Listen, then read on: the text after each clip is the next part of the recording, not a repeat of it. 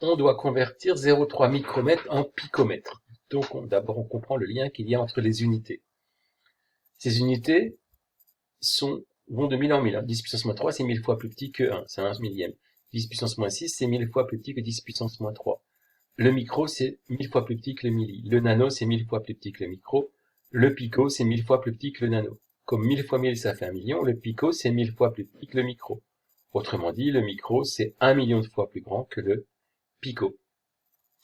Un micromètre, c'est donc 1 million de picomètres. Alors, le mu, c'est une lettre grecque, ça s'appelle mu en grec. Et pour mu, ça veut dire, donc, c'est pour abréger, c'est abrégé de micro. Un micromètre s'appelle aussi un micron, tout simplement. Alors, si j'ai 0,3 micromètres, je multiplie par 1 million, ça fait 300 000 picomètres.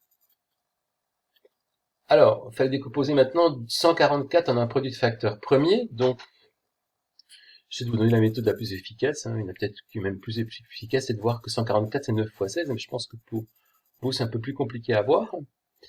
Alors 2 fois 72, et 72 on le remplace par 2 fois 36, et après 36 par 6 fois 6. Donc 2 fois 2 fois 6 fois 6, puisque 36 c'est 6 fois 6. Chaque 6 on le remplace par 2 fois 3, donc ça nous donne 2 puissance 4 fois 3 puissance 2.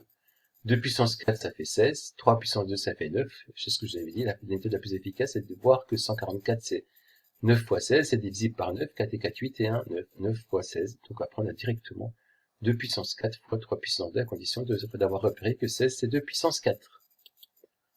Alors, augmenter de 200%, c'est multiplié par combien? On a au départ 100%. On ajoute 200%, on obtient 300%. Donc, si on augmente de 200%, on prend 300% du nombre, on multiplie ce nombre par 3. Il fallait calculer ici AB, donc il fallait repérer l'hypoténuse, le côté opposé, le côté adjacent. L'hypoténuse, elle est ici, elle ne sert pas dans les calculs. Le côté adjacent à l'angle de 62 degrés, c'est le côté en face, c'est donc AB qu'on cherche. Et le côté, c'est le côté opposé. Et le côté adjacent, c'est AC qu'on connaît.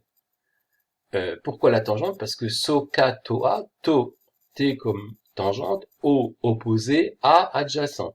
Tangente de 62 degrés, côté opposé AB, divisé par côté adjacent, 2.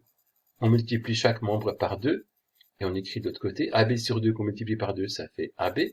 Tangente 62 degrés fois 2, 2 fois tangente 62 degrés. La calculatrice nous donne que AB, c'était environ égal à 3,8. Résoudre l'équation x carré moins 7x égale 0. Alors là, il faut se rappeler que quand il y a des équations avec un x carré et un x, on cherche à factoriser. Avoir égal 0, c'est déjà égal 0, à factoriser pour avoir une équation produit.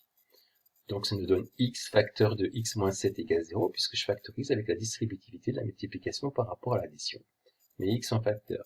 X facteur de x moins 7 égale 0, on a une équation produit, ce qui nous donne x égale 0, ou x moins 7 égale 0, et x moins 7 égale 0, ça nous donne x égale 7. Voilà.